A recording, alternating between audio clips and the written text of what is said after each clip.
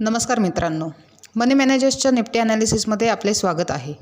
जसे काल आपण बघितल्याप्रमाणे निफ्टीची क्लोजिंग ही चॅनलच्या अपसाईडला झाली होती आणि पॉझिटिव्ह मूव्ह असण्याची शक्यता वर्तवली होती। त्याचप्रमाणे आज निफ्टी गॅप अप ओपन झाली साधारण 22,592ला आपल्या टार्गेटच्या जवळपास, परंतु ती सस्टेन झाली नाही आणि रिव्हर्स झाली। 22,300चा लो बनवला। नंतर पुन्हा निफ्टीने अपसाईड मूव्ह स्टार्ट केली। आज एक्सपायरी डे असल्याने मार्केट फुल होलाटाईल होते। साधारण 1:15 वाजता 22,470 ब्रेक केले आणि आपल्याला एक 22,500च्या कॉलची एंट्री मिळाली।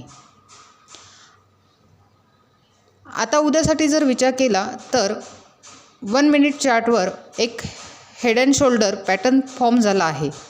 तसेच एक चॅनल देखील दिसत आहे।